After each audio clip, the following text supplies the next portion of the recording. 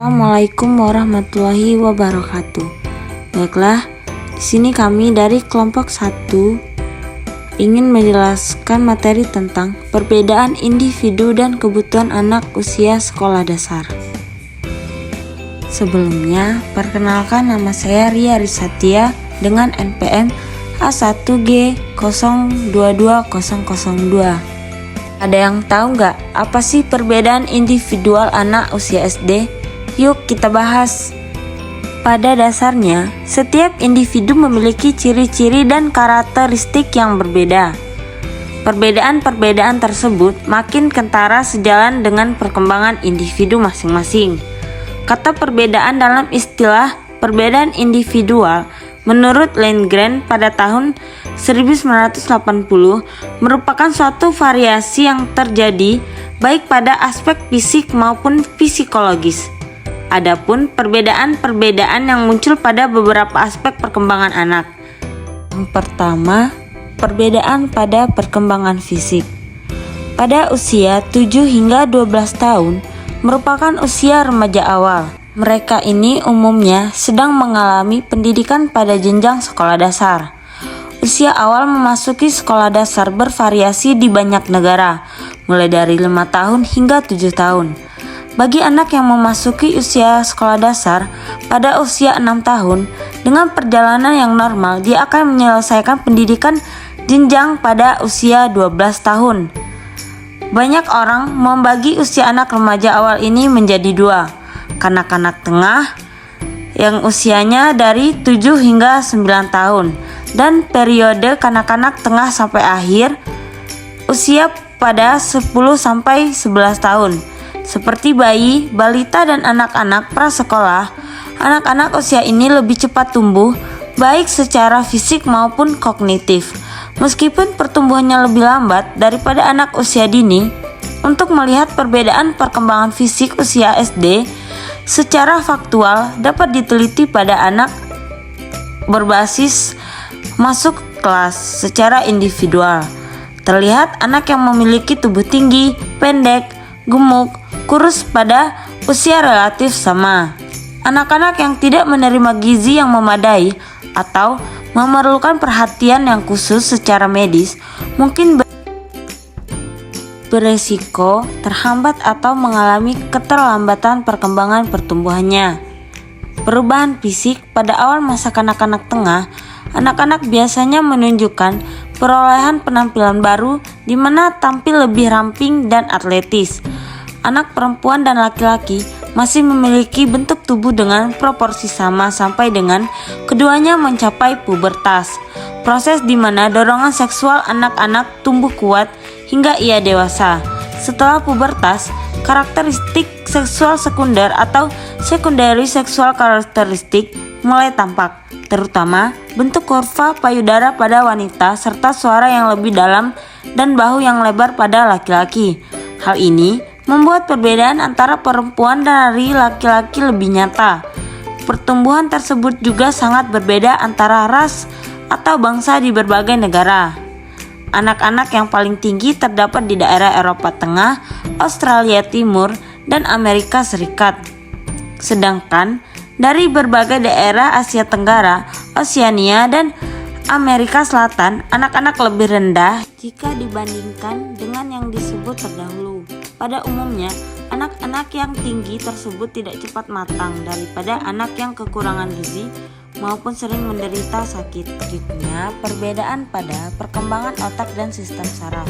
Perkembangan otak dan sistem saraf terus berlangsung selama masa kanak-kanak menengah. Kemampuan perilaku dan kognitif yang lebih kompleks sejalan dengan makin kuatnya sistem saraf pusat. Pada masa awal kanak-kanak tengah, percepatan pertumbuhan terjadi di dalam otak sehingga pada usia 8 atau 9 tahun organ tubuhnya hampir sama dengan ukuran anak orang dewasa. Perkembangan otak selama masa kanak-kanak tengah ditandai oleh pertumbuhan struktur yang spesifik khususnya lobus frontal. Perbedaan pada keterampilan motorik.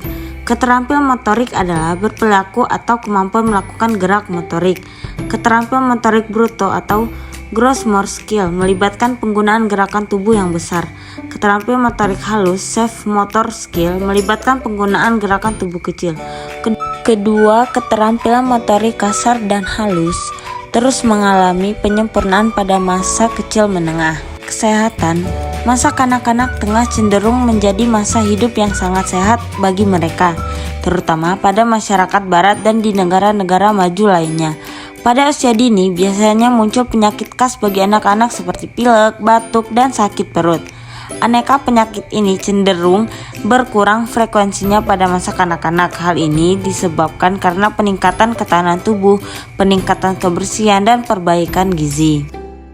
Perkenalkan, nama saya Hania Risandri dengan NPM A1G022033. Saya akan menjelaskan tentang perbedaan pada perkembangan intelektual.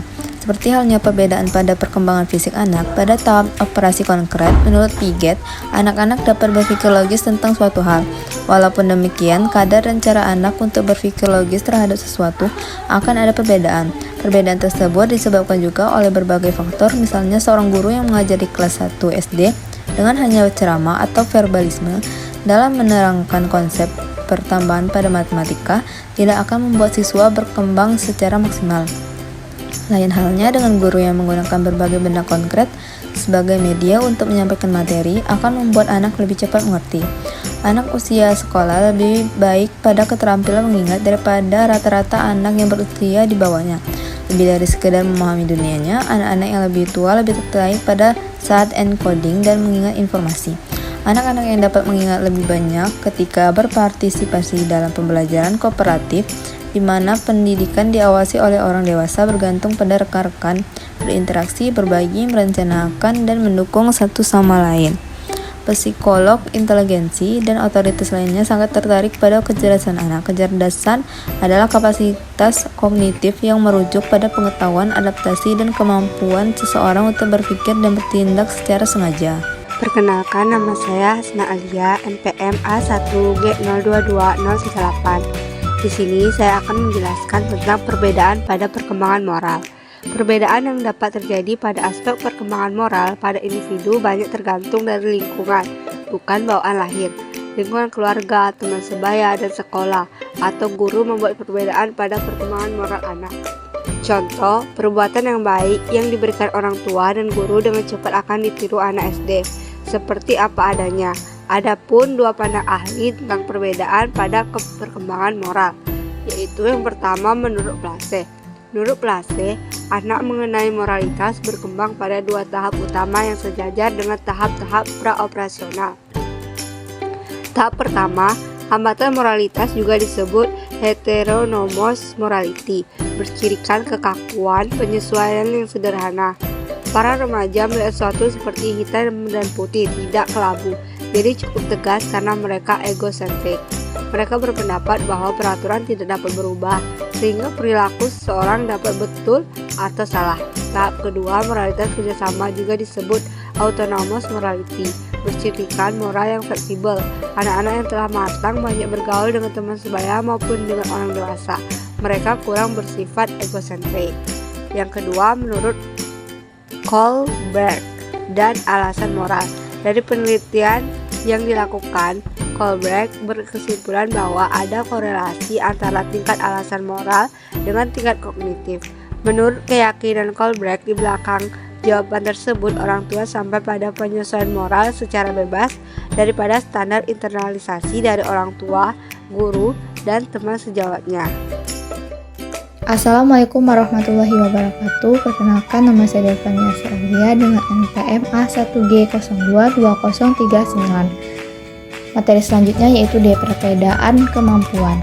Setiap anak usia SD mempunyai kemampuan berbeda-beda. Kemampuan di sini dapat diartikan sebagai kemampuan berkomunikasi, bersosialisasi, atau kemampuan kognitif.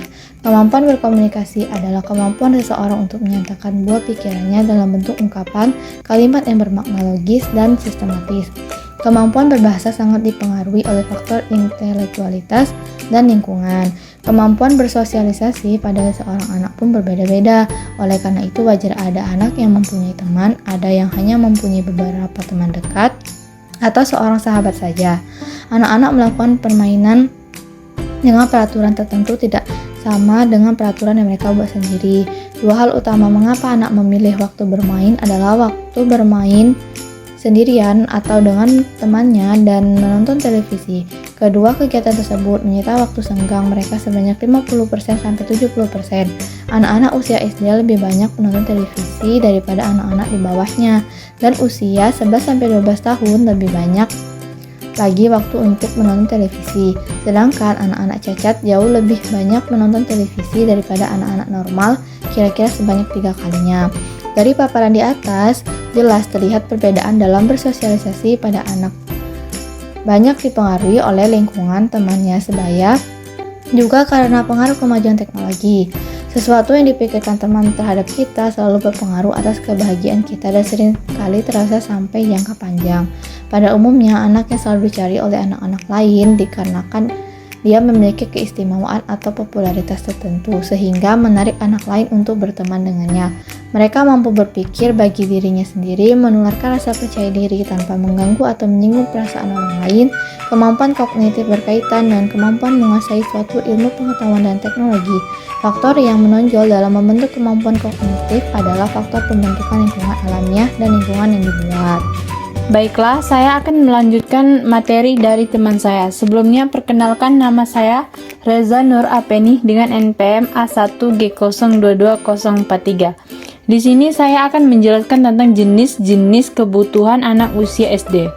Pertama-tama, perlu dijelaskan penggunaan beberapa istilah yang pemakaian sehari-harinya sering bergantian. Istilah tersebut adalah kebutuhan, dorongan, dan motif. Secara definisi, istilah dorongan atau motif adalah keadaan dalam diri pribadi seseorang yang merupakan pemicu dalam melakukan sesuatu perbuatan untuk mencapai suatu tujuan. Sedangkan kebutuhan lebih sering digunakan untuk mengacu pada keadaan fisiologis seseorang yang tidak mempunyai suatu jaringan tertentu. Nah, jadi dari penjelasan tadi dapat tergambar bahwa sebenarnya kebutuhan dan dorongan atau motif berjalan seiring namun tidak sama. Beberapa kebutuhan yang dibutuhkan oleh anak-anak SD. Yang pertama, kebutuhan jasmania pada anak usia SD. Sesuai dengan perkembangan fisik anak usia SD yang bersifat individual pada masa tumbuh kembang tersebut. Kebutuhan anak akan bervariasi, misalnya seperti porsi makan dan minuman meningkat. Karena perkembangan tubuh dan juga kognitifnya, anak usia SD membutuhkan makanan yang bergizi sehingga perkembangan fisik dan intelektualnya tidak terhambat. B. Kebutuhan akan kasih sayang. Pada tahap perkembangan sosial anak SD, terutama yang duduk di kelas tinggi SD, sudah ingin memiliki teman-teman tetap. Perkembangan tersebut juga sejalan dengan kebutuhan untuk disayang dan menyayangi teman. Tidak hanya rasa kasih sayang kepada teman saja, tetapi juga sudah ada kebutuhan untuk memberikan rasa cinta terhadap suatu benda. Misalnya anak usia SD sudah sadar akan mengoleksi sesuatu yang merupakan kesenangannya. Bisa berupa perangko, komik, kartu, dan sebagainya. Dan koleksi tersebut dirawat dengan hati-hati serta dengan rasa kasih sayang. Oleh karena itu, guru perlu peka untuk mengarahkan anak-anak agar kasih sayang sudah muncul dapat terpelihara dan menjadi anak-anak yang bersikap penuh kasih terhadap sesuatu, seperti menunjukkan minat siswa yang sudah dipujinya, memupuk serta memelihara minat atau hobi para mahasiswa. Perkenalkan, saya Ahmed Saikutam, NPM A1G022059. Materi selanjutnya yaitu C. Kebutuhan untuk memiliki. Pada masa usia di kelas-kelas rendah di SD, anak-anak sudah mulai meninggalkan dirinya sebagai pusat perhatian. Namun demikian, anak-anak di kelas rendah di SD masih suka memuji diri sendiri dan membandingkan dirinya dengan teman, sehingga kebutuhan untuk memiliki dan dimiliki masih dominan. Artinya, segala sesuatu, baik teman-teman di sekolah maupun guru, dipandang sebagai punya dirinya sendiri, sehingga anak kadang-kadang pada usia dini suka meremehkan atau mengacuhkan pendapat teman atau guru. Dalam pemenuhan kebutuhan untuk memiliki, guru perlu memberikan dorongan ke arah yang positif tentang bagaimana membentuk kelompok yang dapat bermanfaat, misalnya dalam kegiatan pramuka. Guru juga harus memberikan orientasi kepada anak-anak di usia ini agar tidak begitu saja melakukan berbagai hal yang kadang-kadang berbahaya dan negatif hanya karena disuruh oleh teman kelompoknya. Yang D, kebutuhan aktualisasi diri. Kebutuhan ini relatif lebih abstrak dan kompleks dan merupakan kebutuhan tingkat tinggi yang pada dasarnya merupakan perkembangan dari kebutuhan-kebutuhan sebelumnya. Kebutuhan ini terasa mulai dominan pada anak-anak usia di kelas tinggi di SD. Pada usia tersebut, anak-anak mulai ingin merealisasikan potensi-potensi yang dimilikinya, sehingga anak berusaha memenuhi kebutuhan tersebut dengan sikap persaingan, atau berusaha mewujudkan keinginannya yang biasanya terdengar sangat tinggi dan muluk seperti ingin jadi juara tinju, pembalap formula, astronot, dan sebagainya. Salah satu kebutuhan yang terkait dengan kebutuhan aktualisasi diri adalah kebutuhan berprestasi atau need for achievement. Karena anak-anak SD di kelas tinggi sudah timbul keinginan untuk menjadi terhebat, maka mereka berusaha semaksimal mungkin untuk mencapai prestasi. Semua sikap dan tindakan anak-anak tersebut juga dalam rangka pemenuhan kebutuhan untuk diakui. Disinilah guru berfungsi untuk memotivasi sikap kompetensi pada anak-anak menjadi kompetensi yang sehat dan terarah. DiCecco dan Crawford mengajukan 4 peranan guru untuk memberikan dan meningkatkan motivasi siswa. Perkenalkan, nama saya Tasya Nabila, NPM A1G022160. Baiklah, saya akan melanjutkan materi selanjutnya, yaitu 1. Membangkitkan semangat siswa. Dalam kegiatan pembelajaran, guru harus selalu peka terhadap perubahan kebutuhan siswa. Oleh karena itu, guru bisa menggunakan berbagai pendekatan pembelajaran agar siswa tidak menjadi bosan. Penting diperhatikan bahwa mengajak dan menjaga agar siswa tetap belajar adalah tugas guru dalam rangka menjaga semangat belajar. Siswa dapat diajak bersama-sama memikirkan dan melakukan proses pembelajaran yang telah direncanakan guru dalam rangka menjaga semangat belajar. Siswa dapat diajak bersama-sama memikirkan dan melakukan proses pembelajaran yang telah direncanakan guru. Oleh karena itu, penting pula bagi guru untuk keadaan awas para siswa. Yang kedua, memberikan harapan yang realistis. Guru tidakkah hanya menjelaskan harapan yang realistis yang dapat dicapai siswa dengan keadaan perbedaan siswa-siswanya, tetapi juga harus dapat memodifikasikan atau merubah harapan-harapan yang tidak realistis yang dibebankan kepada siswa. Oleh karena itu, sebaiknya guru mempunyai data-data tentang kemajuan akademis siswanya sejak awal sekolah. Kegagalan-kegagalan di bidang apa saja yang sudah dialami siswanya, sehingga guru dapat mengukur harapan yang realistis bagi siswanya. Jika siswa sudah banyak mengalami kegagalan di masa lampaunya, sedapat mungkin guru harus bisa memberikan keberhasilan pada siswa tersebut. Yang ketiga, memberikan intensif. Bila siswa banyak membuat keberhasilan, guru perlu memberikan intensif berupa penghargaan, pujian, hadiah, atau kata-kata yang manis. Hal ini dapat memotivasi siswa untuk berusaha mengulang perubahan yang positif tersebut. Sehubung dengan pembelajaran intensif, pemberian umpan baik oleh guru terhadap hasil kerja siswa akan sangat berguna untuk meningkatkan upaya siswa bekerja lebih baik lagi. Yang keempat, memberikan pengarahan. Guru juga semestinya harus mengatakan secara tegas kepada siswa apabila siswa berbuat kekeliruan, dengan misalnya menunjukkan kekeliruan tersebut dan menunjukkan bagaimana seharusnya siswa bertindak. Guru perlu pula meminta kepada siswanya untuk melakukan tindakan yang diharapkan dengan sebaik-baiknya. Demikianlah paparan materi tentang beberapa jenis kebutuhan pada anak usia sekolah dasar. Seperti telah disebut di atas, kebutuhan tersebut bisa memuncul pada berbagai tahapan usia dengan dominasi yang berbeda-beda pada setiap anak. Perbedaan kebutuhan dan kadar kebutuhan tersebut sejalan dengan perbedaan perkembangan yang saat ini dialami oleh masing-masing anak. Baiklah, itulah tadi materi dari kelompok kami.